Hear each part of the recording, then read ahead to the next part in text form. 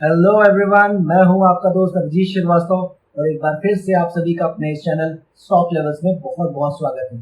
मैं सभी नए दर्शकों को बताना चाहूंगा कि इस वीडियो सीरीज में हम लोग निफ्टी, बैंक निफ्टी और जो भी मेन सेक्टर्स हैं उनकी एनालिसिस करते हैं और पता करने की कोशिश करते हैं कि आने वाले नेक्स्ट 3 to 5 वीक्स में क्या होने की संभावना नजर आ रही है। तो इस वीडियो को अंत तक देखिएगा क्योंकि लास्ट में हम लोग कंक्लूजन देते हैं, समराइज करते हैं कि क्या होने की संभावना दिख रही है। और आज के इस वीडियो की सबसे खास बात यह है कि हम एक नए सेक्टर को जोड़ने जा रहे हैं। आज नए एक सेक्टर की बात करने जा रहे हैं, तो इस वीडियो को अंत तक देखिए। तो चलिए शुरू करते हैं अपने इस वीकली मार्केट सिनेरियो नंबर 62 को। ये आ गए हम लोग निफ्टी के 2 आवर चार्ट पर। अब आप देखिए, जो हम लोग लास्ट वीक बात कर गए थे कि इसको अब यहाँ से निकल जाना चाहिए, और इसमें जो हमने बात की थी कि 14,530 से 430 का एरिया ब्रेक नहीं करना चाहिए अब किसी भी हाल में। आपने देखा कि इस वीक कुछ भी नहीं हुआ, सिर्फ इसी रेंज के बीच में ये काम करता नज़र आया जिस रेंज को हमने आपको लास्ट वीक बताया था। अभी इसमें क्या करना होगा, देखिए सिंपली एक बात इसमें तय है कि हम अब नीचे साइड तो इसमें किसी भी तरीके का रिस्क और नहीं ले सकते। 530 से 430 का सपोर्ट जोन इंटैक्ट है और इसी को हमें अब फॉलो करना है। इसके नीचे सस्टेनेबिलिटी होती है 3-4 आवर्स की भी, तो फिर हम इससे एक बार को साइड लाइन हो जाएंगे, वरना तब तक अभी इसमें थोड़ा हम देख लेते हैं नेक्स्ट वीक किस तरीके से बिहेव करता है। मेरे हिसाब से ज़्यादा से ज़्यादा ये यही कर सकता है कि एक बार अपने इस सपोर्ट जोन के अंदर वापस आके यहाँ से आपको एक अच्छी अपसाइड मूव देखने को मिल सकती है। इसके साथ साथ रेजिस्टेंस में भी कोई चेंज नहीं है, जो हम लोग 15,100 से 15,150 की रेंज देख रहे हैं, इसी के ऊपर कंफर्मेशन मिलेगी। जैसे मैं हर बार सजेस्ट करता आ रहा हूँ, वीक बाय वीक बताता आ रहा हूँ कि जो भी हमारे सपोर्ट प्लेयर हैं वो 14,530 से 430 के पास बाय करने की कोशिश करें, वरना जो कंफर्मेशन का वेट करना चाहते हैं कि जिसके ऊपर हमें क्लैरिटी हो जाए कि अब ये बिल्कुल 16,000 और 16,500 प्लस की ओर जा रहा है, वो एरिया हमारे लिए 15,100 से 150 है। जब तक उसको डिसाइसिवली ब्रेक ना कर दे, डिसाइसिवली मतलब 3-4 आवर्स की प्रॉपर सस्टेनेबिलिटी ना कर दे, तब तक हमें इससे अभी दूर रहना चाहिए। और आप देख रहे हैं हमारे कंफर्मेशन के लेवल को आज की तारीख तक भी ब्रेक नहीं कर सका है। जो कंफर्मेशन के एरियाज़ हैं, हम लोग मार्च से भी पहले फैब से बात करते आ रहे हैं और अब मई चल रहा है। कंफर्मेशन तो हमें आज तक नहीं मिला है, बार बार हम सपोर्ट पे ही ट्राई करते आ रहे हैं। सपोर्ट बायर्स के लिए अभी किसी तरह की कोई दिक्कत नहीं है, कंफर्मेशन वाले प्लेयर अभी वेट कर सकते हैं। अब आ गए हम लोग बैंक निफ्टी के चार्ट पे। अब आप देखिए, जिस तरीके से निफ्टी में किसी भी तरीके का कोई चेंज नहीं है, बैंक निफ्टी में भी किसी भी तरीके का कोई चेंज नहीं है, क्योंकि जो हम लोग बात कर गए थे कि इसको अगर अच्छा करना है यहाँ से, तो 31,500 31,450 का जो ये जोन है, इसको ब्रेक किए बिना यहाँ से ऊपर निकल जाना चाहिए। आपने देखा कि इस पूरे वीक ये रेंज में ही काम करता रहा, ना ये ऊपर गया हमारे रेजिस्टेंस को ब्रेक करने और ना ही ये नीचे आया हमारे सपोर्ट को टेस्ट करने।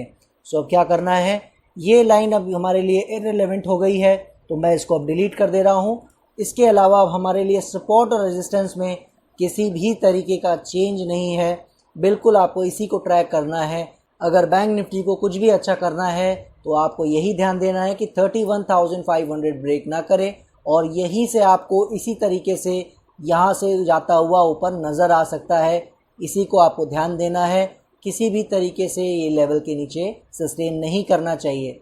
व्यू में किसी भी तरीके का चेंज नहीं है, मगर एक चीज़ आपको यहाँ पे ज़रूर अपडेट करना चाहूँगा, ये जो एक सेटअप बन रहा है मार्केट में, ये ध्यान रख लीजिए, ये जिस तरीके से वो नीचे जाके एक बेहतरीन एल शेप में बढ़ने के बाद ये जिस तरीके से बहुत ही स्लाइटली डाउन साइड आ रहा है, इस तरीके के जो बिहेवियर्स होते हैं, ये भी एक पैटर्न है। जो मैं हमेशा मानना है मेरा कि जो पैटर्न हम लोग को रेगुलरली पता है, सिर्फ वही काम नहीं करते हैं। आप अपनी जो खुली आंखों से भी देखोगे तो आपको बहुत सारे अननोन पैटर्न इस तरीके के मिलेंगे, उसी में से ये एक पैटर्न है।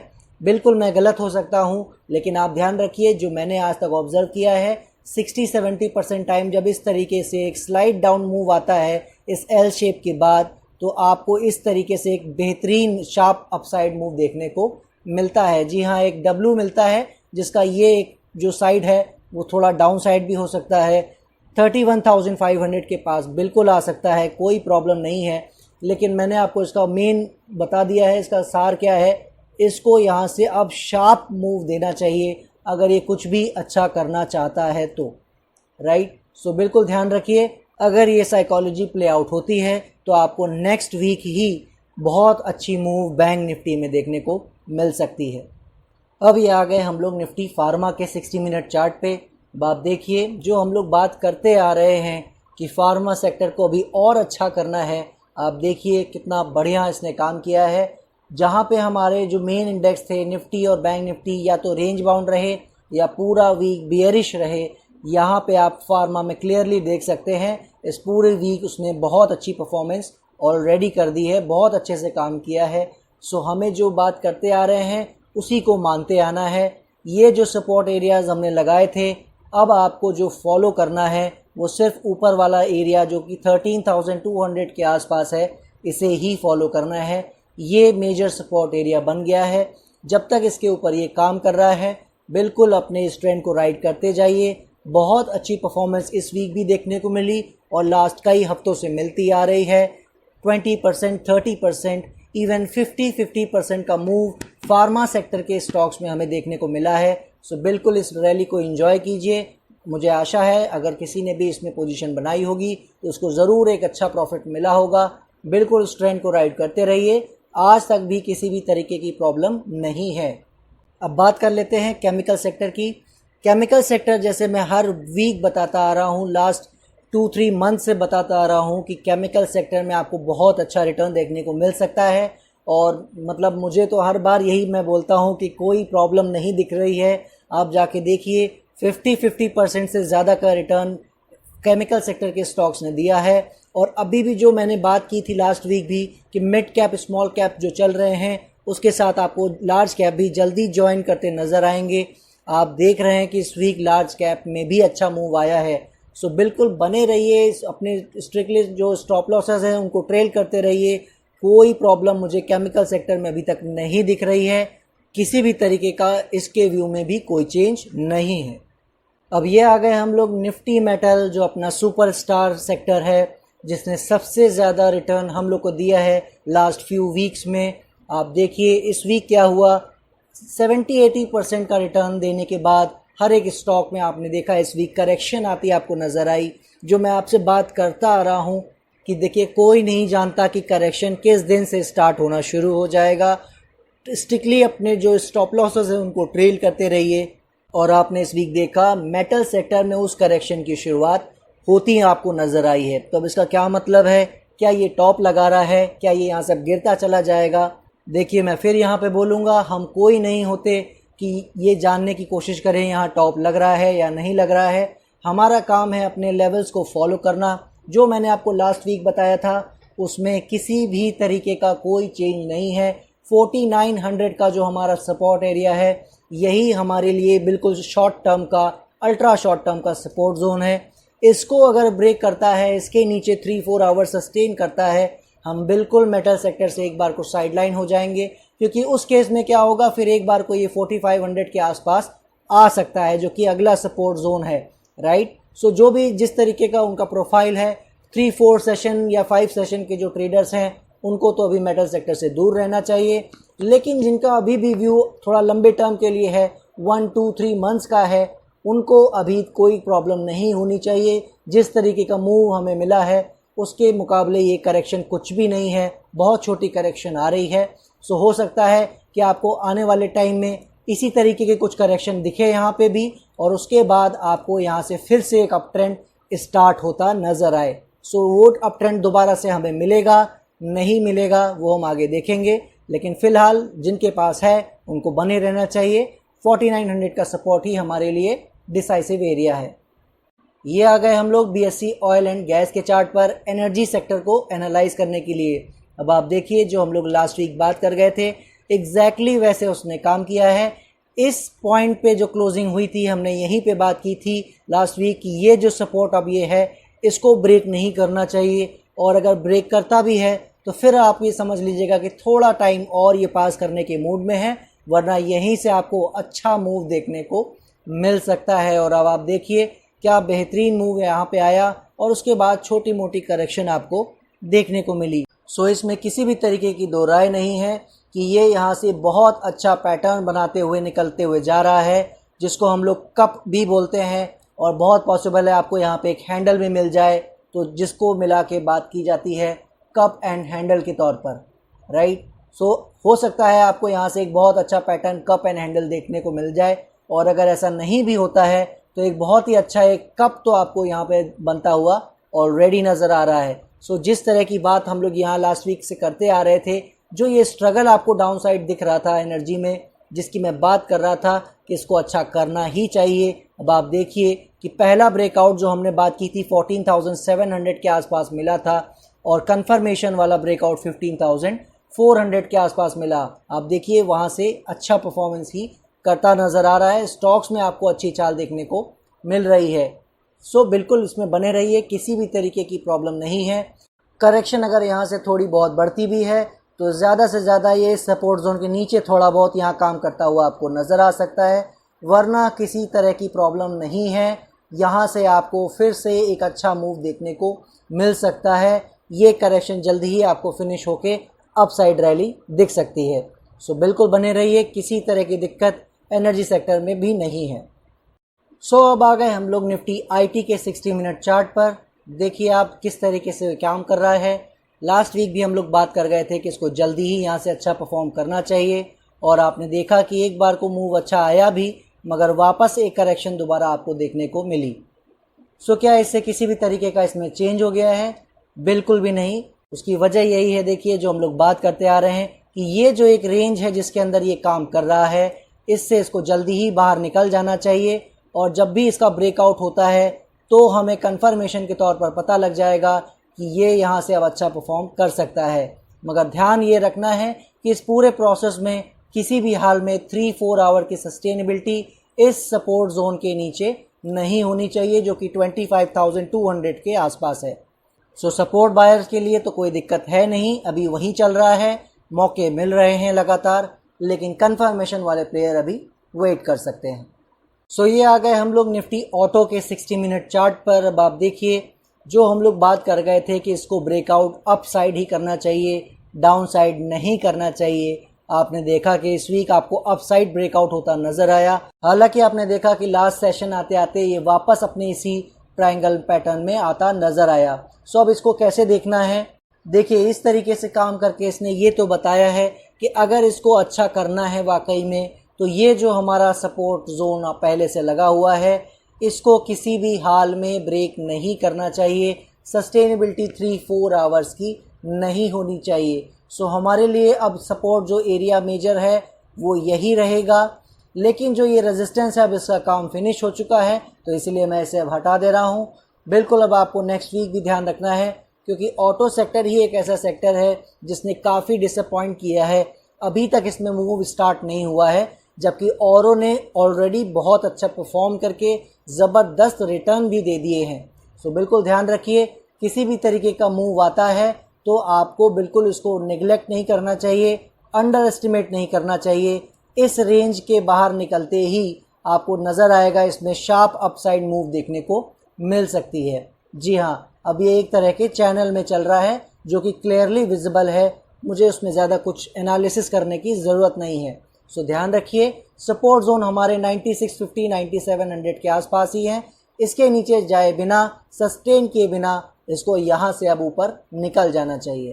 और फाइनली आ गए हम लोग निफ्टी एफएमसीजी के 60 मिनट चार्ट पे। आप देखिए जो हम लोग लास्ट वीक बात कर गए थे, एग्जैक्टली वैसे काम किया है। 33,650-700 का जो ये सपोर्ट जोन था, इसको ब्रेक किए बिना क्या शानदार अपसाइड मूव आपको देखने को मिला है। इंडेक्स वाइज तो आप अगर इसे देखोगे तो बहुत बड़ा मूव नहीं है, लेकिन अगर स्टॉक वाइज आप जाके देखोगे तो मैं आपको एक एग्जांपल दे देता हूँ। गोदरेज कंज्यूमर सिर्फ 1 डे में 21% का मूव दे गया। जी हाँ, 21% का। जो हम लोग की एक कोशिश होती है कि किसी एक ट्रेंड में 30, 40, 50% भी मिल जाए तो वो काफ़ी होता है एक स्विंग को प्ले करने के लिए। आपने देखा कि गोदरेज सीपी पहले से ठीक ठाक परफॉर्म कर रहा था और फाइनली उसने एक बेहतरीन ब्रेकआउट दिया और उसी में 21% का मूव ऑलरेडी उसने 1 डे में दे दिया। सो किसी तरह की दिक्कत नहीं है। जो मैं बताता आ रहा हूँ FMCG के इस मूव को एंजॉय कीजिए। ज़बरदस्त मूव आया इस वीक, चाहे स्मॉल कैप हो, चाहे छोटे छोटे स्टॉक हों, या मिड कैप हो, या इवन लार्ज कैप हो, सभी ने इस वीक बारी बारी से अपना परफॉर्मेंस दिखाया है। सो किसी तरह की कोई प्रॉब्लम नहीं है। कंफर्मेशन वाले हालांकि अभी भी वेट करना चाहें तो कर सकते हैं, क्योंकि अब 35,000 का एरिया बहुत नज़दीक है। सो बिल्कुल यहाँ पे आना चाहे तो थोड़ी बहुत करेक्शन आ सकती है, लेकिन स्टॉक वाइज अगर आप देखोगे तो चाल ऑलरेडी उनमें बहुत अच्छी शुरू हो चुकी है और बहुत अच्छा मूव इस वीक ही आपको देखने को मिला है। सो बने रहिए, स्टॉक स्पेसिफिक काम करते रहिए। मुझे पूरी उम्मीद है कि मेटल सेक्टर की तरह FMCG में भी आपको बहुत अच्छा रिटर्न देखने को मिल सकता है। इस बार हम एक नया सेक्टर जोड़ रहे हैं, निफ्टी PSU बैंक, जिसका ये 2 आवर्स का चार्ट आपको नज़र आ रहा है। देखिए, हर बार हम इसकी बात नहीं करते हैं, मेन सेक्टर्स को ही लेते हैं, लेकिन एक इसमें बहुत अच्छा एक मूव की शुरुआत मुझे होती हुई नज़र आई है, तो मुझे लगा आपको इसको ज़रूर मेंशन करना चाहिए।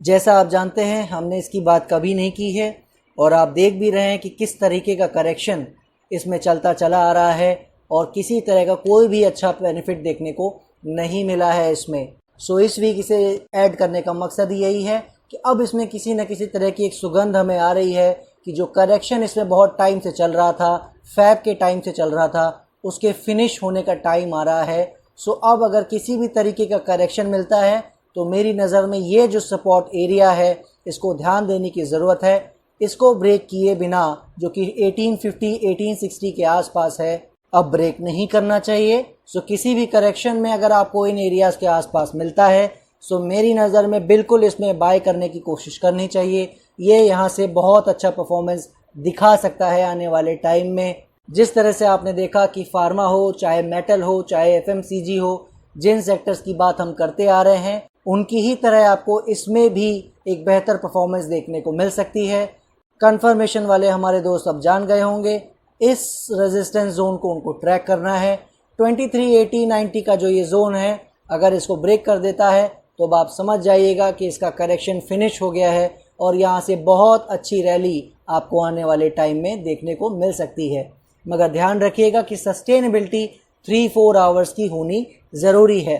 सो सपोर्ट बायर करेक्शन का वेट कर सकते हैं, वरना कंफर्मेशन के बाद भी इसमें एंट्री की जा सकती है। सो ये देखिए आपने सारे चार्ट्स, हमने सभी की एनालिसिस की। चलिए जल्दी से इसको समराइज कर देते हैं। निफ्टी में जैसा आपने देखा, हम लोग बात करते आ रहे हैं कि अब जो 14,530 से 14,430 का जो जोन है, उसको ब्रेक नहीं करना चाहिए और यहीं से अब इसको बहुत जल्दी ऊपर चलना शुरू कर देना चाहिए।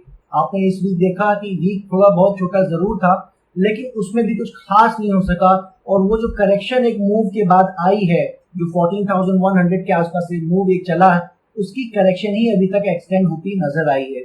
तो अब इसको कैसे लें, क्या करें? देखिए, जो टाइम है जो मैं बार बार यहाँ बताता आ रहा हूँ, वो ऑलरेडी बहुत पास हो चुका है और हमने आपको यहाँ पे कई बार बताया है कि सपोर्ट बायर के कुछ फायदे भी होते हैं तो कुछ नुकसान भी होते हैं। फायदा ये होता है कि बहुत बड़ा रिवॉर्ड देखने को मिलता है, मगर नुकसान ये होता है कि कई बार इस तरीके से टाइम जो वेटिंग पीरियड है वो बढ़ जाता है और हमें वेट ज्यादा करना पड़ जाता है। सो इसी तरीके से आप अगर सेकेंड टाइप के ट्रेडर को देखेंगे, उनका बेनिफिट ये होता है कि उनको ज्यादा वेट नहीं करना पड़ता मोस्ट ऑफ द टाइम और उनको हमेशा क्लीन मिलता है। लेकिन उनका नुकसान ये होता है कि उनको उस लेवल का रिवॉर्ड नहीं मिलता है जिस लेवल का हमारे सपोर्ट बायर्स को मिलता है, राइट। सो जो भी हमारी प्रोफाइल है, हम उसके हिसाब से काम करते हैं और इस तरीके के अप एंड डाउन लाइफ में और मार्केट में देखने को मिलते हैं। सो मैं बस यही कहना चाह रहा हूँ कि अगर जो सपोर्ट बायर हैं वो अभी बने रहें, क्योंकि देखिए जो 14,530 और 430 का जोन है वो ब्रेक नहीं किया है, तो मुझे ऐसी पूरी उम्मीद है कि जल्द ही आपको आने वाले कुछ सेशंस में ही या तो ये पूरा इसको ब्रेक करता नजर आएगा और या यहाँ से आपको डायरेक्टली ब्रेकआउट देता नजर आएगा। स्पीड मेरा मानना है यहाँ से कि शार्प होने वाली है और आपको बहुत जबरदस्त मूव देखने को मिलने वाला है। मेरा भी मत ये है, जो मेरा एक वोट है वो अपसाइड का है, जो मैं देखता आ रहा हूँ। आप जैसा देख रहे हैं सेक्टर्स में किस तरीके से चाल आ रही है, जो मैं बात करता आ रहा हूँ कि फार्मा हो, केमिकल हो, मेटल हो, कितने जबरदस्त रिटर्न्स आपको इसमें देखने को मिले हैं। मुझे पूरी उम्मीद है, आशा है कि आपको उसमें से जरूर कुछ ना कुछ बेनिफिट मिला होगा। अगर आप बाय नहीं भी कर पाए हैं तो कम से कम आपने अपने पोर्टफोलियो के स्टॉक से बाहर नहीं आए होंगे और बने रहे होंगे, तो उसमें आपको बेनिफिट आ रहा होगा, राइट। सो यही मैं यहाँ पे बताता आ रहा हूँ कि जो सेक्टर की जो रोटेशन है वो बहुत जबरदस्त तरीके से चल रही है। एक बार ध्यान से सोचिए, ये जो रेंज है निफ्टी में कब से चल रही है, फैब से चल रही है, और फरवरी मंथ से जब से ये रेंज चल रही है तब से मेटल ने, फार्मा ने, केमिकल ने, ये जो सेक्टर हम यहाँ बात करते आ रहे हैं बाय करने के लिए, बहुत जबरदस्त रिटर्न दी है। तो आप समझ सकते हैं कि क्या उनमें हाईस नहीं लगे हैं, क्या उनमें रिटर्न्स नहीं मिले हैं।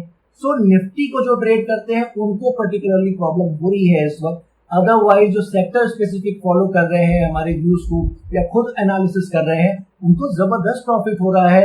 अगर जो हमारे सेक्टर्स चले भी नहीं है ठीक से, चाहे वो एनर्जी हो या ऑटो हो, राइट, या आईटी हो, उसमें कोई बड़ा नुकसान नहीं हो रहा है। स्टॉक्स वहीं पे कहीं ना कहीं रेंज बना के टिके हुए हैं। हालांकि ऑटो में थोड़ा बहुत एक्सटेंशन हुआ है प्राइस में, थोड़े बहुत स्टॉक्स ऐसे हैं जो काफी गिरे हैं, लेकिन आप अगर ओवरऑल देखोगे, जब सारी चीजों को फिलअप करोगे, तो लॉस का जो क्राइटेरिया है बहुत ही छोटा है और प्रॉफिट बहुत बड़े बड़े हमें देखने को मिले हैं। सो इसीलिए मैं आपको यही सजेस्ट करूंगा कि अगर आप पर्टिकुलर निफ्टी के जो ट्रेडर नहीं है, तो मेरे हिसाब से जो सेक्टर रोटेशन चल रही है उसको पूरा एंजॉय कीजिए। सेक्टर्स में पैसे आप बनाते रहिए, यहाँ पे जो बाय सेल जो होता है उसको करने की कोशिश करते रहिए। लेकिन जो निफ्टी है उसमें सिंपल एक ही व्यू है कि जब तक 14,530 से 430 देख ना करे, बने रहिए। और जैसा कि मैंने आपको पहले भी बता दिया था कि इस बार अगर इस लेवल को ब्रेक करता है तो हम वैसे भी साइडलाइन होने वाले हैं निफ्टी के लिए। फिर हम कंफर्मेशन का ही वेट करने वाले हैं, और या तो कहीं बॉटम साइड कोई अच्छी बाइंग अपॉर्चुनिटी मिलेगी, कोई अच्छे सपोर्ट के आसपास काम करता हुआ नजर आएगा, तो फिर हम दोबारा उसको देखने की कोशिश करेंगे। सो इसीलिए मेरी यही सलाह है कि सेक्टर स्पेसिफिक से ज्यादा ध्यान दें, जैसे हम लोग बात करते आ रहे हैं यहाँ पे। और आपने आज देखा, हमने एक नए सेक्टर की भी बात की। जो हमारे पुराने सेक्टर्स हैं उनमें आप देख ही रहे हैं अच्छे रिटर्न्स मिल रहे हैं। सो अब बहुत ज्यादा चांसेस है कि जैसे मेटल ने इस वीक एक करेक्शन की शुरुआत की है, इसी तरह हो सकता है आने वाले टाइम में अदर सेक्टर्स में भी आपको कुछ करेक्शन आती हुई नजर आए। सो मीनवाइल आपके लिए एक नया सेक्टर अवेलेबल हो गया है, पीएसयू बैंक। उसको आप फॉलो कीजिए। जो सपोर्ट्स मैंने आपको बताए हैं वो ध्यान देने की बात है। अगर वो होल्ड कर जाता है तो मुझे ये कहने में बिल्कुल भी इसमें गुरेज नहीं है कि वो नया मेटल सेक्टर बन सकता है, या वो नया फार्मा सेक्टर बन सकता है, या केमिकल सेक्टर बन सकता है। यानी कि कम से कम यहाँ से अगर जो मूव आपको मिलने वाली है उसमें 30 to 50% का मूव मिलने वाला है। जैसा आप जानते हैं मैं 5-10% की बात यहाँ कभी नहीं करता हूँ, इसीलिए हम लोग वीक बाय वीक वेट करते हैं कि अगर जो अपॉर्चुनिटी हम देख रहे हैं अगर वो काम आती है तो यहाँ से बड़ा प्रॉफिट मिलता है। कोई 5-10% की प्रॉफिट के लिए हम लोग इतने हफ्तों से वेट नहीं करते हैं, राइट। सो जैसे आपने बाकी सेक्टर्स के लिए वेट किया और उसमें आपको उसका रिवॉर्ड मिल रहा है, इसी तरीके से मेरी नजर में पीएसयू बैंक में भी वेट करना चाहिए। अगर यहाँ से मौके मिलते हैं तो बिल्कुल बाय करना चाहिए, वरना जो कंफर्मेशन के ऊपर चलता है तो जरूर उसमें एक बार तो देखना चाहिए। यहाँ से अच्छा रिटर्न हमें देखने को मिल सकता है। इसके साथ साथ मैं एक चीज और मेंशन करना चाहूंगा, चाहे वो कोई भी सेक्टर हो, फार्मा हो, केमिकल हो, या इवन पीएसयू बैंक हो, आप देखेंगे सारे स्टॉक्स नहीं जाते हैं एक साथ, सारे नहीं बढ़ते हैं, कुछ बढ़ते हैं, रुकते हैं, फिर बाकी चलते हैं, राइट। इस तरीके से रोटेशन सेक्टर्स के अंदर भी होती रहती है। सो ये आपको ध्यान रखना है कि जो स्टॉक सिलेक्शन है वो बहुत प्रॉपर होना चाहिए। उनके सपोर्ट रेजिस्टेंस आपको मालूम होने चाहिए कि किनके ऊपर चलते ही वो बहुत अच्छा परफॉर्म करने लगेंगे, या किन लेवल्स को होल्ड करते करते वो यहाँ से अच्छा परफॉर्म कर सकते हैं। सो वो सारी इंफॉर्मेशन अगर आपको चाहिए तो हमारा टेलीग्राम ग्रुप एंड चैनल आप ज्वाइन कर सकते हैं। डिस्क्रिप्शन बॉक्स में लिंक दिए हुए हैं, वहां हम अपने व्यूज शेयर करते हैं। जो भी आप स्टॉक्स पूछते हैं उसमें हम आपको बताते हैं कि किन सपोर्ट के दम पे आप ट्रेंड को राइड कर सकते हैं, चाहे वो शॉर्ट टर्म हो चाहे वो लॉन्ग टर्म हो। सो ये सारी इंफॉर्मेशन हम टेलीग्राम ग्रुप एंड चैनल पे प्रोवाइड करते हैं, उसे आप ज्वाइन कर सकते हैं। आशा करता हूँ आपको आज का ये वीडियो पसंद आया होगा। अगर पसंद आया है तो प्लीज इस वीडियो को लाइक कीजिए, दूसरों से शेयर कीजिए ताकि ये फैमिली बढ़ सके। आप मेरी हेल्प से किसी तरीके से कर सकते हैं, और कमेंट सेक्शन में लिख के बताइए आपको क्या चीज अच्छी लगी या क्या नहीं लगी। अगर आपको और भी लगता है कुछ तो डिसलाइक करके भी बताइए कि क्या आपको उसमें प्रॉब्लम लग रही है, हम उसको जरूर सुधार करने की कोशिश करेंगे। सो प्लीज यहाँ पे शेयर कीजिए जो भी आपके व्यूज हैं, और सब्सक्राइब का बटन अगर आपने अभी तक नहीं दबाया है तो उसको दबाना मत भूलिएगा। सो इसी के साथ अपनी बात को समाप्त करता हूँ। नेक्स्ट वीक फिर मिलेंगे, तब तक के लिए जय हिंद।